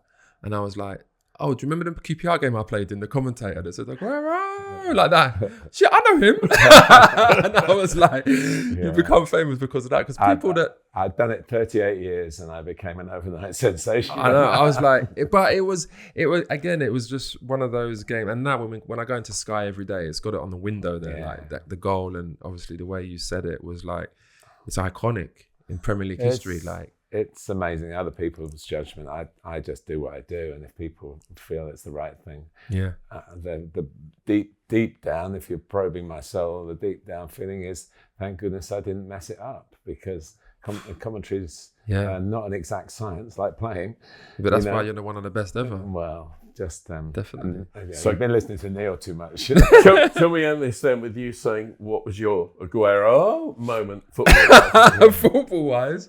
I don't know. I haven't got that moment. That moment was unbelievable. Do you know what? To be honest, like for me, the moment that I had the opportunity to carry on playing football, so they offered me another 2 years when I was in Japan, and I look back at it now and I say I didn't take the 2 years up because I wanted to spend more time with my 3-year-old at the time because of COVID as well. It's tough times, but I look back at my career now. And I can genuinely look back with happiness, because, again, I did do it my way. There was lots of ups and downs, but that made me the person I am today. And I've become a better person for it. I think if I had everything my way, like getting to Arsenal, win the FA Youth Cup, get into the Arsenal first team, play in the Premier League with the Invincibles, earn lots of money, I probably would have ended up becoming a shit version of myself now. Just because everything always went my way. But I think because of all the knockbacks, it has had to make me reevaluate my life, reevaluate myself as a person. And now I can give advice to people that are having tough times. Like when I listen to the best pundits and, speak on television, and I respect all of them, the likes of like Roy Keane, Graham Souness, like Gary Neville's, all these kind of people. One thing they all have in common, they're all winners. There's not many of them that have been in a relegation battle before. There's no one that can talk and say, oh yeah, I've experienced that. I've experienced getting released from here and there. I've experienced, not having a club, not having to like wait around for a manager to make a decision and then changing his mind. They've always been on that trajectory. And again, that's credit to them, because they was in that position and they produced and they had their head on the right way from a young age. But for me, I look at things and I say, I'm able to help a lot more people because there are a lot more people like me out there than like them. Can I give you one other scenario that you may have thought of, that I've thought of during this conversation? Had you stayed at Arsenal and that incident not happened, knowing the way the medical science has gone, you wouldn't have been able to keep your epilepsy secret. No. And that might have had a really terminal effect on your career. You might not have had any sort of career. So very true. So looking at it that way, you've done very, very well. Yeah. I mean, even now, like I'm an ambassador at Young Epilepsy, and there's some, obviously I can't mention their names, but there's some people now, some young players that I know that are playing at some top clubs that have epilepsy. And I've told them, you have to tell them. You have to let them know, because the worst thing you can do is be at a football club with that burden hanging over your head, and you have to deal with that yourself. The only person you can tell is your mum or your dad, is your girlfriend or wife, whatever. But you don't want that burden. You don't want to have to turn up at games knowing that I really want to push myself to limits, but if I do, I could have a seizure on the pitch. You don't want that. And I did that throughout my whole career. And it's not that I'm saying I want, any kind of like, oh, he's a hero for what he did. No, it's not that. It's that, again, I've done it my way. And my way was to keep everything. I consumed everything. I kept it all to myself. I didn't want to feel vulnerable to anyone. My whole career was a battle. You know, I never got nothing easy. The only thing I got easy was God-given talent, and that was given to me from above. But apart from that, everything was tough in my career, like everything. And I did it all. A lot of the things were my fault as well. That's the thing. Like I say, a lot of these things that we're talking about now are my fault. My attitude, me having fights, me arguing with people, me arguing with coaches, being a know-it-all, like all these things. These are all my fault. But I know my faults. I'm aware of that now. But again, I wouldn't. When it comes to my epilepsy, that was really tough because, especially when you're playing like games on Saturday and then Wednesday and then Saturday, when you know you're feeling knackered, you know you've got to, go to another game and play again. Those kind of thoughts always went in my mind, and all you really want to think about is the person you're playing against, your opposition. I don't want to think about, man, if I go up and head the ball, or if I exhaust myself too much, have I taken my tablets? If it's a night game, because I got to take my tablets at morning and then night. So if I take them at like 8 o'clock in the morning, I've got to take it at 8 o'clock at night. So I've got to take my tablets like as I'm going out for a game. And then even then, like the tablets don't really kick in for about half an hour. Like, am I gonna, like all these little things that I had to deal with throughout my career. Again, it's made me the person I am today, and I'm proud of myself for it because I was able to navigate through my career and achieve everything that I wanted to achieve, and look back at my career with a smile on my face. We've listened to it with a smile on our face. Thanks so much for having me. I mean, you guys are legends as well, by the way, so I was just happy to be here. So thanks ever so much to Jay Bothroyd, who has achieved a new record of the longest podcast in the history of the Joy of Football. Well done. And worth every minute, by the way. Yeah, doubly. But we haven't finished because it is time for Martin Tyler's Letter from the Gantry. Letter from the Gantry. As always, thanks, Neil. There have been 62 different stadia used by 51 clubs since the inception of the Premier League, which is now in its 34th season. I've been very fortunate to have been selected down the years to commentate from all of them. In fact, there have been more than 62 gantries with clubs like Chelsea, Blackburn, and most recently Luton switching their broadcast platforms to opposite sides. I completed the set recently with a debut at Everton's brand new home, the Hill Dickinson Stadium, constructed on the site of the old Bramley Moor dock, where the River Mersey flows out to the Irish Sea. As I commentated on the final game at the Toffees' historic former ground, Goodison Park, their iconic home for 133 years, I was hoping for such an assignment, and Premier League Productions kindly gave me the opportunity for the game against Crystal Palace. It didn't disappoint. The first impressions are pure 21st century and maybe beyond. The structure from a distance is mightily impressive, space age style, and a huge contrast to the neighbouring streets and buildings which reek of dockland history. I found that contrast working both ways, combining admiring the eye-catching structure of the stadium with a wish to know more about the city of Liverpool, when it was one of the biggest and busiest ports in the world. The next vivid impression came from driving through a front entrance to the television parking lot at the back of the ground, right on the river. This view emphasised the remarkable feat of filling in the site. Holding back the Mersey must have taken some remarkable feats of engineering. The day of the match against Palace coincided with the tail end of Storm Amy. The water was angry. It added a spectacular sense of drama without threatening, I'm glad to say, the rock-solid safety of the new build. Neither of these vistas are available from the gantry, where you look out onto a proper football stadium. Getting to the gantry is a far cry from the notorious tricky route at Goodison Park. That climb up the outside of the Bullens Road stand, a clamber across the roof, a drop down through a trapdoor onto the platform. Scary for the faint-hearted, particularly when there was slippery frost about. At the Hill Dickinson, you glide up the levels on escalators. The sightlines and the gantry's position are very similar to the Tottenham Hotspur Stadium. There is a splendid south stand with 14,000 seats behind the right-hand goal as you look from the television pictures. It is the upmarket version of Goodison's Gladys Street end, and the acoustics are exceptional. And it's built on the steepest angle closest to the pitch that structural and architectural law allows. So even at the very top, you're as close as possible to the action. All 3 goals in the Palace game were scored at that end. The mega noise when the Everton winner ricocheted in off a new hero to go with a new stadium, Jack Grealish, could have reverberated all the way back to where he's come from, Manchester City. Another compliment which goes along with Tottenham is the friendliness of the staff. Encouraged, I'm sure, from the executives, but easier for them to show in a spanking, brand new surroundings. It looks a happy place to work. It already has a neat piece of trivia. Iliman Ndiaye, who scored the last goal at Goodison Park, the last 2 in fact, in the final win over Southampton, netted the first Everton Premier League goal at their new base. The gifted Senegalese international scored against Palace too from the penalty spot, which set up the scenario for the jack-in-the-box winner. Getting the 52,000 plus capacity away post-match is a challenge though. That was always a problem at Goodison and indeed remains so at Anfield. The urban setting is part of the history of big city clubs and deep roots need to be preserved.